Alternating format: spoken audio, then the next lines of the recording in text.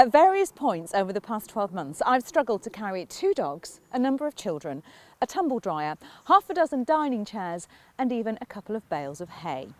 There aren't many cars that you can fit that lot into, but this one would have carried the lot. The Bipper Tepee is Peugeot's smallest MPV. Now, it may not win many awards in the looks department, but because it's based on their popular Bipper van, it offers you plenty of versatility.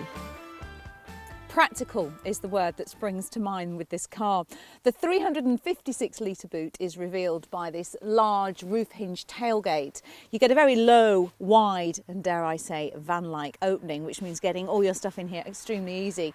And if you want to take out those split folding rear seats, you have a total storage space of 2,500 litres in here.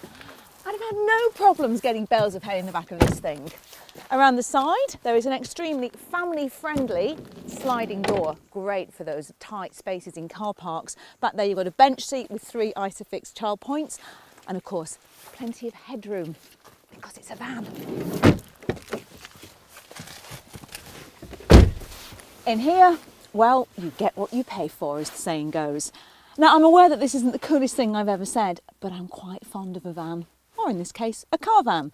As a builder's daughter, I'm fully up to speed with the concept of having to use a van piled up with most of my dad's tools as a family car. That's what we did when I was growing up. And all Peugeot have done in here is refine things a little bit. It's nice and bright and airy, the seat's comfortable. You're never going to be spoilt with loads of luxuries, but it's the price of a super mini and it has all the basics that you need. Things like electric windows and mirrors, a CD and radio, manual air conditioning and remote central locking.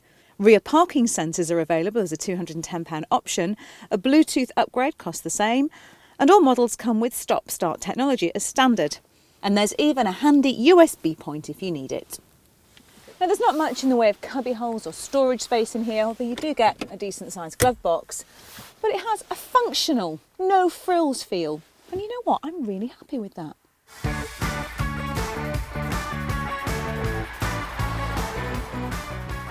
For a car this big and practical, the Bipper Tepee offers very competitive running costs. When fitted with the automatic gearbox, it's capable of 67.2 miles per gallon. The manual version isn't quite as efficient, but CO2 emissions are very similar, so road tax costs just £30 a year for both versions. And as an added bonus, insurance and servicing bills are also very low. The Bipper Tepee is sold with just one engine, a 1.3 litre diesel, which is definitely in its comfort zone at slower speeds in and around town. Out on the open road, or struggling to get up a hill as I am now, it feels rather gutless. Although having said that, it is perfectly capable of cruising along the motorway limit. However, you wouldn't want to go too far in it. These upright seats and higher ride height do give you a great view of the open road, and it's light and airy in here, but the cabin is quite poorly insulated and it does get fairly noisy at times. And on rough bumpy roads, the ride isn't exactly smooth. It's all over the place, leaving you in no doubt as to the commercial vehicle origins of this van turned car.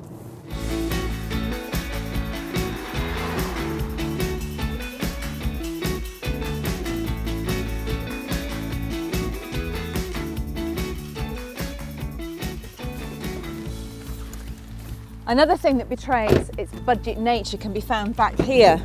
You get pop-out rear windows, they don't fully open, and it'll get really stuffy back there in hot weather. So that just about sums it up.